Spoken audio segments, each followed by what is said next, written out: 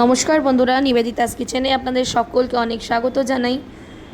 এখানে পাবদা মাছগুলো ভেজে নিয়েছি। 4টে বড় বড় সাইজের পাবদা ছিল।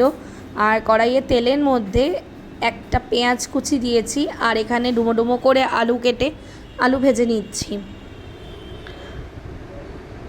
পেঁয়াজ আর আলুটা খুব লাল লাল করে ভেজে নেব।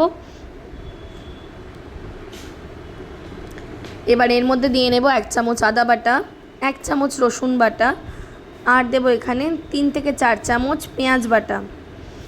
পেঁয়াজ আদা রসুনটা দিয়ে খুব ভালো করে কষিয়ে নিতে হবে।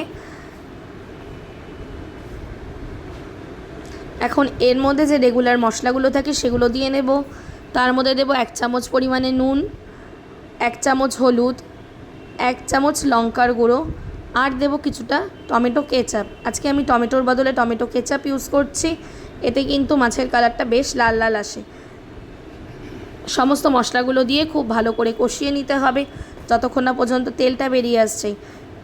আমার ভিডিওগুলো ভালো লাগলে বন্ধুরা লাইক, শেয়ার ও কমেন্ট করে দেবেন। আর নিবেদিতাস কিচেনের নতুন বন্ধু হলে অবশ্যই ফলো করে পাশে থাকবেন। এখন এর মধ্যে আমি পরিমাণ অনুযায়ী চিনি দিয়ে নিলাম। আপনাদের চিনিটা যদি আপনারা অ্যাভয়েড করতে চান তাহলে আপনারা অ্যাভয়েড করতে পারেন। দেখুন বন্ধুরা কতটা তেল বেরিয়ে এসছে এবং পুরো লাল লাল কালারটা কিন্তু বেশ দারুণ হয়েছে।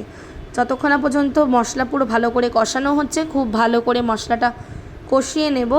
এখন ভেজে রাখা পাবদা মাছগুলো আপনাদের দেখাচ্ছি কতটা বড় সাইজ ছিল, আর প্রত্যেকটা মাছের মধ্যে বেশ ডিম ভর্তি ছিল। এখন বর্ষাকাল তো, তাই প্রত্যেকটা মাছেই ডিম থাকে। এখন এর মধ্যে একদম অল্প পরিমাণে জল দিয়ে দিলাম। আলুটা ভাজতে ভাজতে আর মশলা কষাতে কষাতেই প্রায় সেদ্ধ হয়ে এসছে। টকবক করে ফুটে উঠলেই ভেজে রাখা মাছগুলো দিয়ে নেব। মাছগুলো দিয়ে 3-4 মিনিট আরও ভালো করে নাড়িয়ে চাড়িয়ে মাছের সাথে মশলাগুলো মিশে আসলেই দিয়ে দেব 1 চামচ পরিমাণে গরম মশলা গুঁড়ো। টকবক করে ফুটে উঠে মাছগুলো খুব ভালো করে মিশিয়ে নিতে হবে। মাছগুলো মিশিয়ে নিয়ে এবার এর মধ্যে গরম মশলা গুঁড়ো দিয়ে নিলাম। গরম মশলা গুঁড়ো দিয়েই এবার আমি 2-3 মিনিট নাড়িয়ে চাড়িয়ে তেলটা যখন উপর দিকে ভেসে আসবে তখনই বোঝা যাবে যে একদম মাছের প্রিপারেশনটা রেডি হয়ে গেছে। আজকে পাবদা মাছের কষা কিন্তু রেডি বন্ধুরা। আবারও দেখা হবে আরও একটি নতুন রেসিপির সাথে। Bye bye.